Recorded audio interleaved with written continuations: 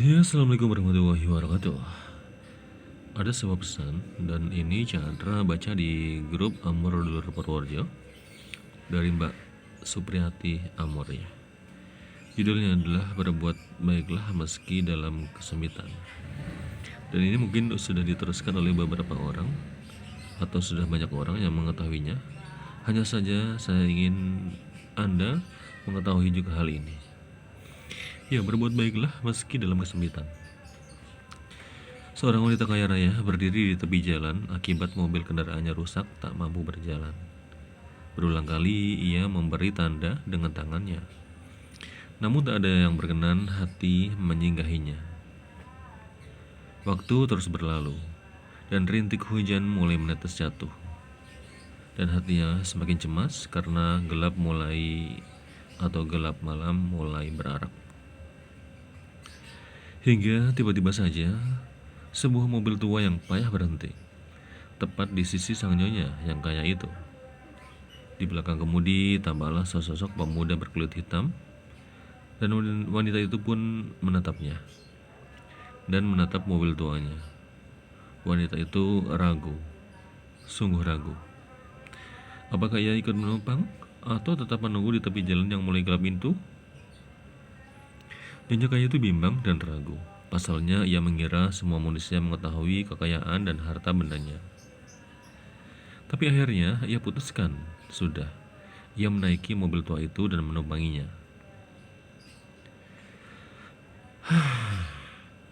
Dalam perjalanan itu, sang nyonya kaya menanyakan nama dan pekerjaan anak muda itu. Anak muda itu tampak payah dan dalam kemiskinannya. Namaku Abdullah dan pekerjaanku adalah sopir taksi, jawab anak muda itu. Wanita itu sedikit lebih tenang sekarang. Dalam hatinya, ia sedikit mengetuk diri agak menyesali buruk sangkanya sejak awal tadi. Sekarang tampak badannya betapa anak muda itu penuh adab, sopan santun, sehingga bahkan tak melirik sedikit pun matanya. Singkat cerita, mereka pun tiba di kota. Dalam hatinya sang nyonya kaya itu pun tetap berniat akan memberikan seberapa besar pun upah yang diminta pemuda itu. Saya pun meminta supir tadi atau supir taksi itu berhenti. Taksi pun berhenti. Berapa upahnya, anak muda? Tidak usah, nyonya. Tidak usah.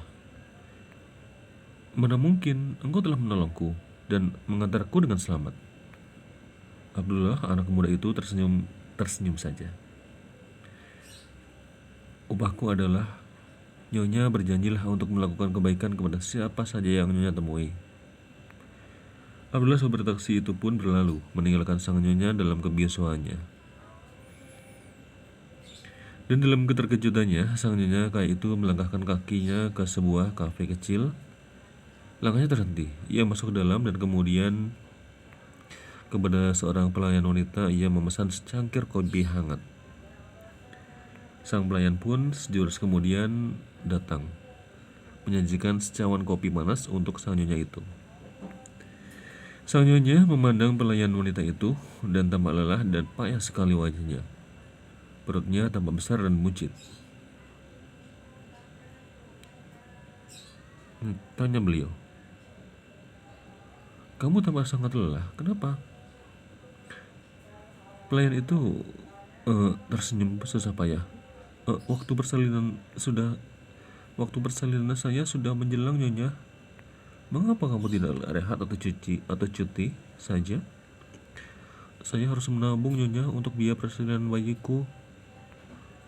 Sang nyonya pun mengangguk pelan. Secawan kopi panas itu pun selesai. Sang nyonya membayar kopinya. Sang pelayan membawa uang itu ke kasir untuk mengambilkan kembaliannya, karena uang besar itu setara dengan 10 cawan kopi. Tapi kursi nyonya kaya itu telah kosong saat sang pelayan ingin menyerahkannya kembali. Matanya mengedar ke segenap penjuru, tapi nyonya itu benar-benar telah pergi. Tapi di meja itu ia menemukan secari kertas, ada tulisannya. Kembalian kopinya itu kuhadiahkan untukmu ya. Betapa gembira hati pelayan itu yang membalik kertas itu untuk kembali menemukan sebaris kalimat lagi. Dan di bawah meja ini saya juga menitipkan hadiah untuk calon bayimu. Hampir saja ia berteriak histeris karena yang di bawah meja itu adalah sejumlah uang yang setara dengan gajiannya selama 6 bulan. Air matanya tak mungkin lagi dibendung. Ia bergegas pergi meminta izin dari tempat kerjanya. Ia pergi mendahului angin. Suaminya harus tahu kegembiraan ini. Suaminya yang jiwanya galau sepanjang hari memikirkan kelahiran bayinya. Kemudian ia pun menerobos pintu rumahnya, memanggil-manggil sang suami yang terkejut dan terheran atas kepulangannya di waktu yang tidak biasa. Istriku, apakah sudah waktunya melahirkan? Pikir sang suami. Tapi istrinya memeluk erat. Suaranya berbaur bahagia dan haru. Bersyukurlah Abdullah, akhirnya Allah memberikan jalan keluarnya. Dan Abdullah sopir taksi budiman itu terdiam tanpa kata mendengar tutur kisah sang istri dan melihat hadiah kebaikan yang dibawanya.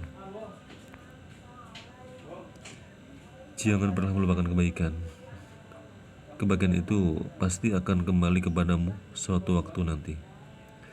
Berbuat baiklah selalu dan ingat, tidak ada balasan untuk kebaikan kecuali kebaikan pula. Selamat beraktivitas, saudara-saudaraku. Amor Dulur Purworejo TV. Saya Chandra. Assalamualaikum warahmatullahi wabarakatuh.